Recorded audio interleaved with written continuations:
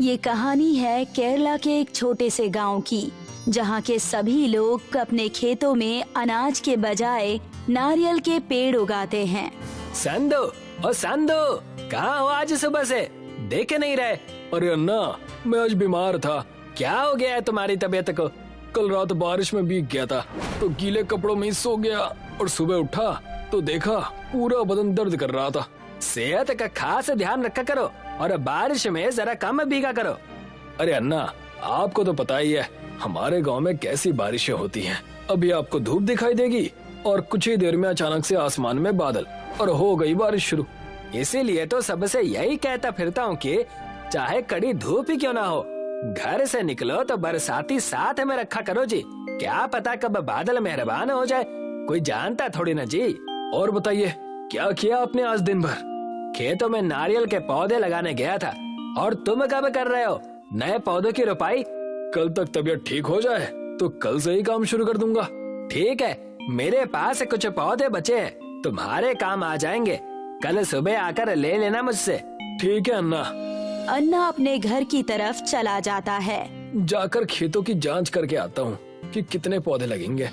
संधू अपने खेतों की तरफ जाता है, जहाँ रास्ते में उसको नारायणी मिलती है।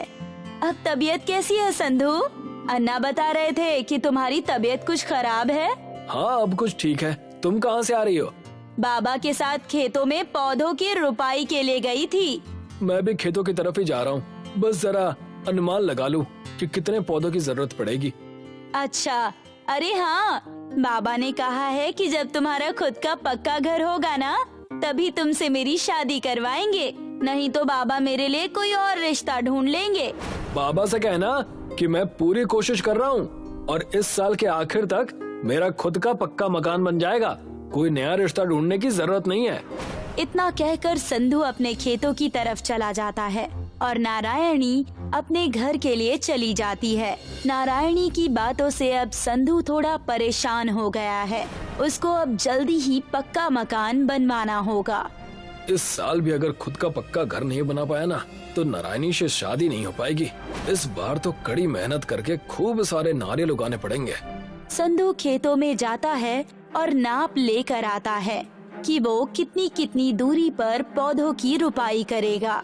घर आकर वो खाना बनाता है और खाना खाकर सोने चला जाता है। कल सुबह जल्दी उठकर खेत जाना है, इसीलिए अभी जल्दी सो जाता हूँ। संधू दिया बुझाकर सो जाता है। अगली सुबह वो जल्दी उठता है और पौधे लेने के लिए अन्ना के घर चला जाता है। अन्ना, ओ अन्ना, मैं आया हूँ, नारियल के पौधे दे दो।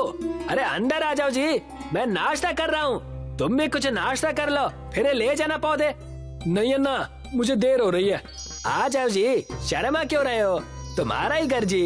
ये लो बेटी, उसको ये नाश्ता बाहर ही दे दो, अंदर है तो वो आएगा नहीं। ठीक है पिताजी। सरोजनी एक थाली में इडली, वड़ा और चटनी लेकर बाहर आती है और संधू को देती है। ये लीजिए भैया, नाश्ता कर लीजिए। और नाश्ता करने लगता है। कुछ देर में नाश्ता करने के बाद अन्ना भी बाहर आ जाते हैं। हो गया नाश्ता? आ जाओ, मैं तुम्हें नारियल के पौधे दे देता हूँ।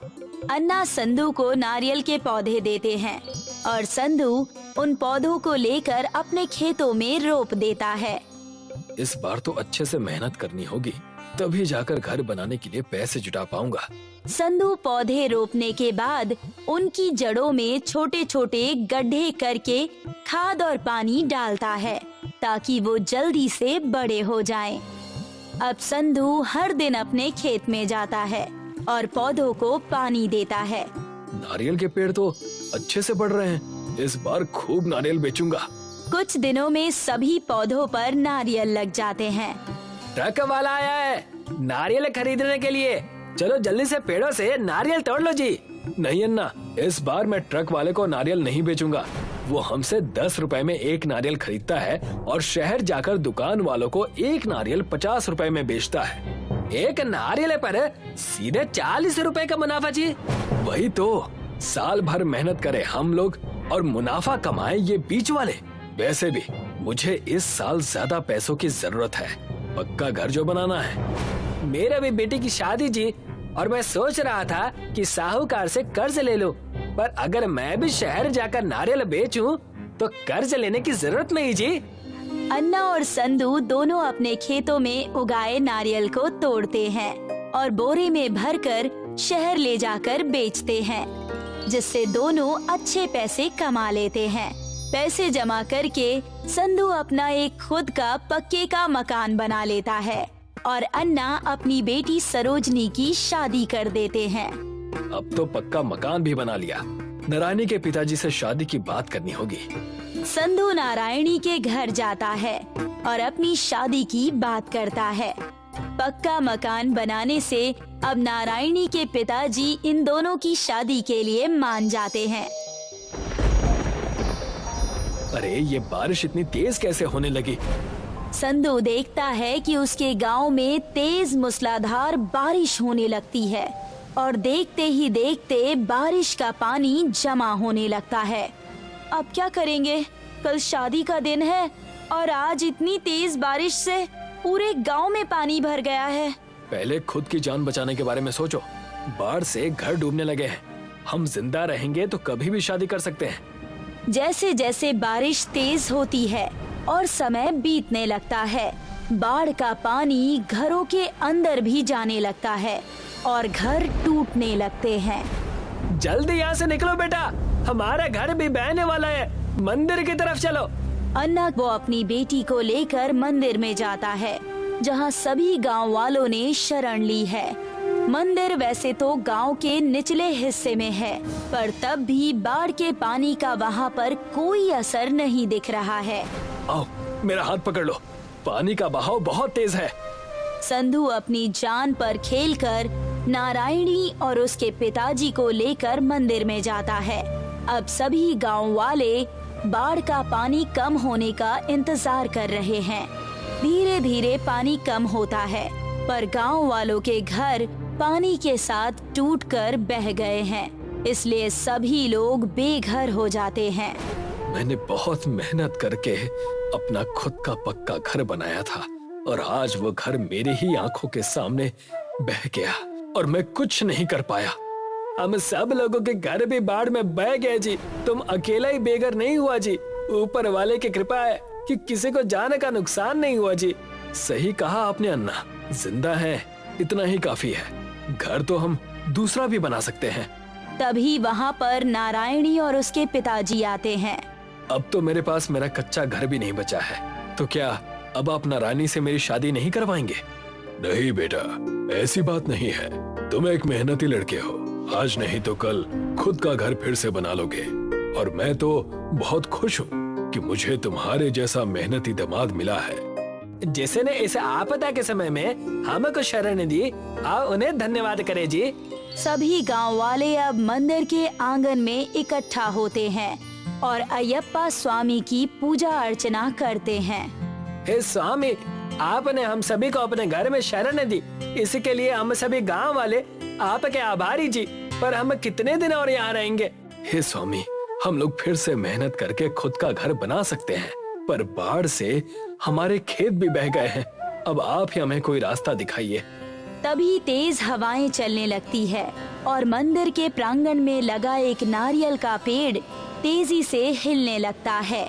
उसमें से एक बड़ा सा नारियल नीचे गिरता है और उसके 2 टुकड़े होते हैं। वो नारियल देखते ही देखते एक बड़े से गांव में बदल जाता है, जहां पर सभी लोगों के लिए एक एक घर और खेत भी बन जाते हैं। स्वामी की जय हो।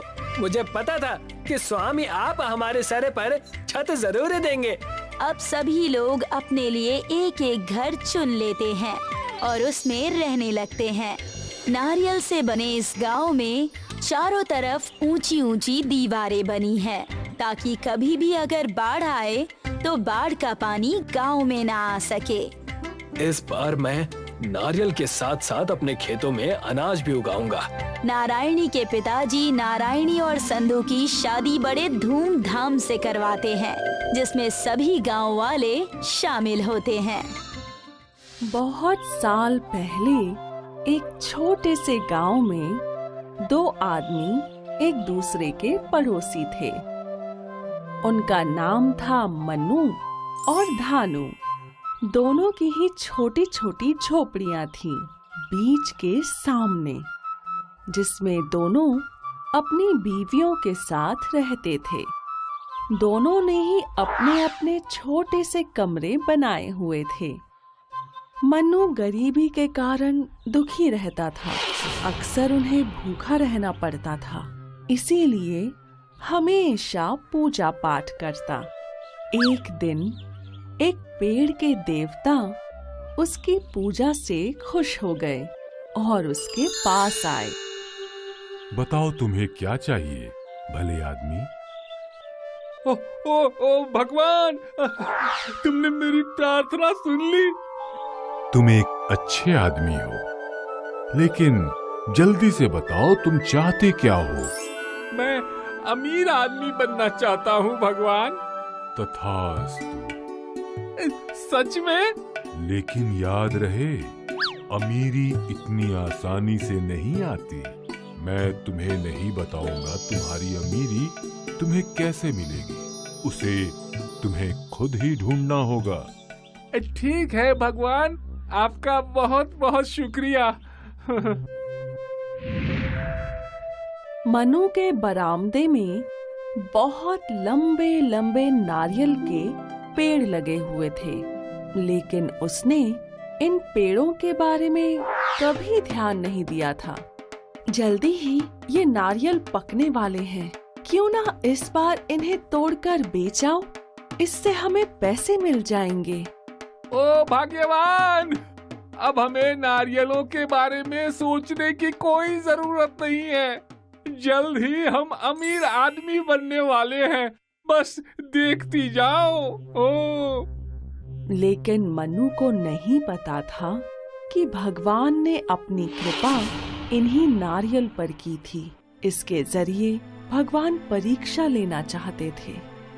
ओह, बड़ी अजीब बात है।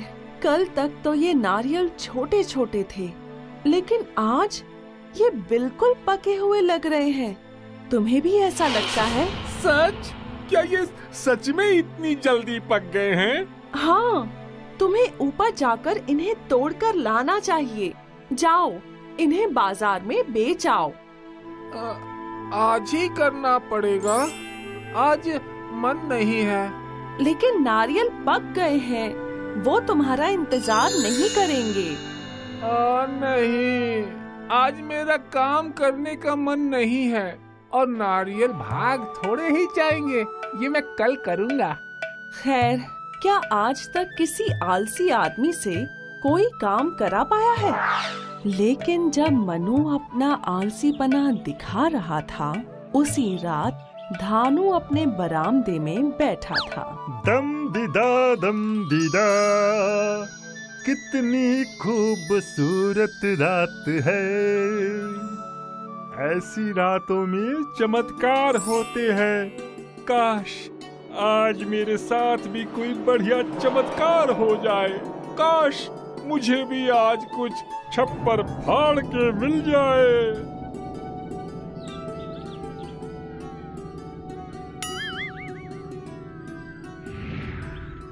ये क्या था? क्या ये तो नारियल है, इतना पका हुआ है, इसमें तो बहुत मीठा पानी निकलेगा। वाह वाह वाह, 2 नारियल, दोनों मेरे ही बरामदे में आकर गिरे हैं। अब तो दोनों मेरे हैं। चलो, मनु को पता भी नहीं चलेगा।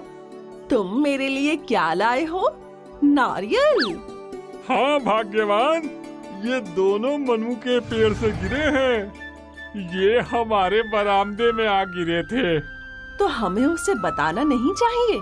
क्यों? जो हमारे बरामदे में गिरा है वो हमारा है। जाओ, ये दोनों नारियल तोड़ के ले आओ। मैं ठंडा नारियल पानी पीने के लिए आतुर हो रहा हूँ।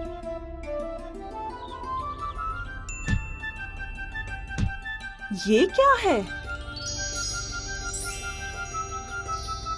ओ भगवान, ये तो सोने का सिक्का है। इस नारियल में तो एक सोने का सिक्का है। मुझे यकीन था कोई चमत्कार होगा। जल्दी दूसरा भी तोड़ो।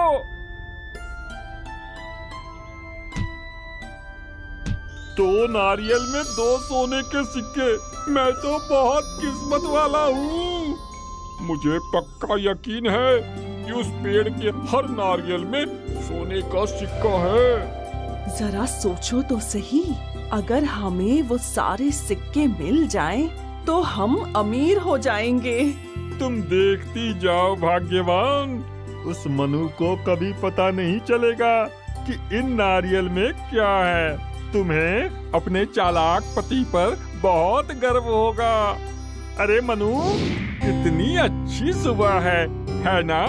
हाँ धानु, लगता है तुम्हारे नारियल पक गए हैं। क्या तुम इन्हें तोड़ने वाले हो? पता नहीं, अभी काम करने का मन नहीं है। धानु भाई, मुझे नहीं लगता ये इन नारियल को कभी तोड़ेंगे। आपको तो पता ही है कि मेरे पति कितने आलसी आदमी हैं। चिंता मत करो। वैसे हर कोई नारियल के इतने लंबे पेड़ों पर नहीं चढ़ सकता। शायद उसे डर लगता है। अगर तुम चाहो तो मैं तोड़ कर ला सकता हूँ। और हाँ, अगर तुम चाहो मैं बाजार जाकर बेच भी आता हूँ और पैसे लाकर तुम्हें दे दूंगा। क्या तुम करोगे? हाँ बिल्कुल, कोई परेशानी नहीं है। अगर तुम चाहो तो मैं पूरा पेड़ खरीद लेता हूँ। हाँ, तुम इतना सोच क्यों रहे हो मनु? मैं तुम्हारी परेशानी भी खत्म कर दूंगा और तुम्हें तुम्हारे पैसे भी मिल जाएंगे। नहीं, मैं पेड़ नहीं बेचूंगा। माफ करना, मेरे दादाजी ने लगाया था, तुम तो जानते ही हो। खैर ठीक है, लेकिन ये नारियल तुम किसी को नहीं दोगे, ठीक है? अब इतना तो कर ही सकते हो। हाँ? ठीक है, मैं तुमसे वादा करता हूँ। चलो हाथ मिलाते हैं। इस तरह धानु और उसका परिवार आलसी मनु को लूटते रहे।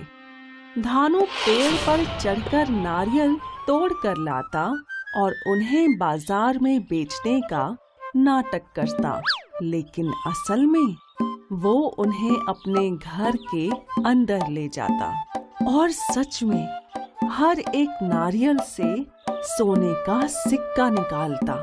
और इस तरह मन्नू को धोखा देकर धानु और उसकी पत्नी अमीर होते चले गए। वो जादुई पेड़ नारियल देता गया, धानु उन्हें बेचता गया और उसका घर बड़ा होता चला गया और जल्द ही वो पूरे गांव का सबसे अमीर आदमी बन गया। दूसरी तरफ मनु, जिसे कोई अंदाजा नहीं था, कुछ रुपए कमाकर खुश था, जो उसे धानु से नारियल के बदले में मिलते थे। लेकिन मनु की बीवी बहुत समझदार थी। एक दिन धानु और उसकी बीवी इतने अमीर हो गए हैं, कैसे समझ नहीं आता। क्या पैसे आसमान से बरस रहे हैं? कड़ी मेहनत करता है। चलो भी, हमें दूसरे लोगों की किस्मत पे जलन नहीं करनी चाहिए। मुझे किसी तरह की जलन नहीं है, लेकिन कौन सा काम? मैंने उसे कोई काम करते नहीं देखा, सिवाय हमारे नारियल बेचने के। और सच में अब वो बहुत अमीर हो गया है, तो फिर उसे हमारे नारियल बेचने की क्या जरूरत है? लेकिन ये तो अच्छी बात है ना, नहीं? मुझे लगता है दाल में कुछ काला है। जब से उसने हमारे नारियल बेचने शुरू किए हैं, तभी से वो अमीर हुआ है। ये आलसीपना छोड़ो और जाकर देखो मनु। अरे, एक बार तुम्हारे दिमाग में अगर कोई बात बैठ गई तो भगवान भी उसे भुला नहीं सकता। ठीक है, आज रात चलकर देखते हैं। वो दोनों वहाँ हैं। चलो देखते हैं वो क्या कर रहे हैं। मुझे बड़ा अजीब सा लग रहा है। चुप रहो। सुनो, मुझे लगता है अब हमें एक बड़ा घर खरीद लेना चाहिए, इस गांव से बाहर, शहर के आसपास। खरीद लेंगे। थोड़ा इंतजार करो मेरी रानी। पहले जाओ और जाकर नारियल लेकर आओ। जरा देखें तो सही कि आज हमने कितना कमाया है। ठीक है।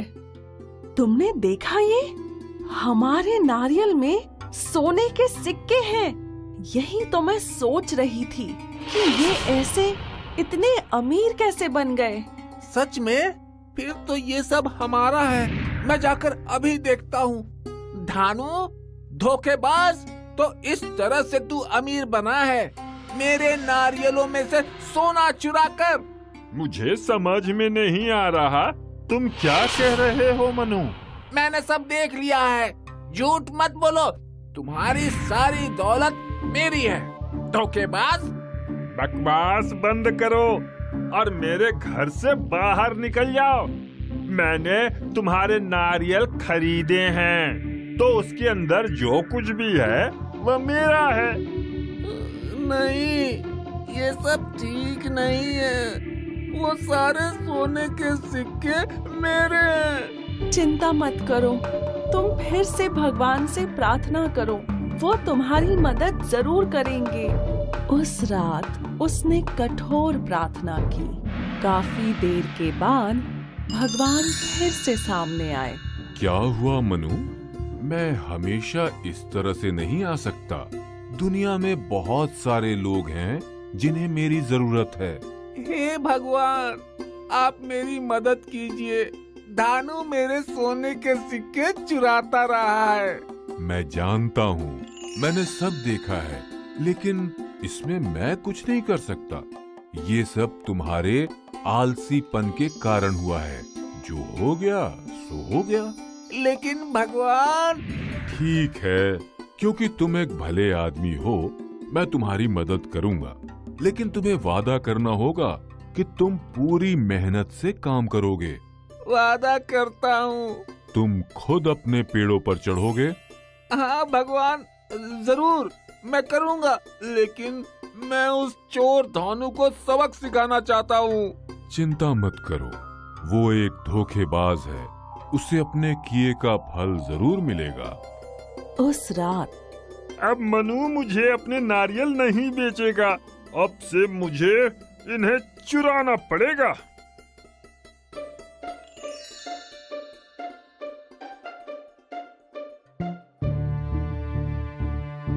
भाग्यवान, जल्दी करो, मैं नारियल ले आया हूँ। जल्दी से तोड़ो इन्हें। यहाँ ले आओ।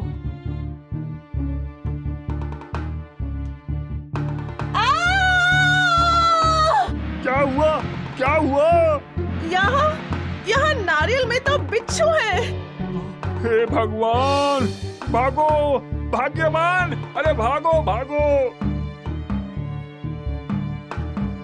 नहीं, ऐसा मत करो, हमें इन बिच्छुओं से बचाओ।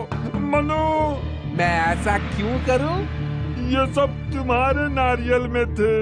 लेकिन तुमने तो कहा था कि नारियल के अंदर जो कुछ भी है वो तुम्हारा है ना? अलविदा धानु, बिच्छुओं के साथ मजे करो। धानु और उसकी बीवी को अपनी गलती का एहसास हुआ। बिच्छुओं ने उन्हें बहुत परेशान किया, लेकिन जब वो चले गए, उन्होंने मनु से जाकर माफी मांगी और उन्होंने अपनी दौलत को उनके साथ बांट लिया। दोनों परिवार खुशी खुशी रहने लगे और जब उनके पास काफी धन हो गया, उन्होंने बाकी के सोने के सिक्के दूसरे गांव वालों में भी बांट दिए। नारियल का पेड़ जब तक रहा, उसके नारियल से सोने के सिक्के निकलते रहे।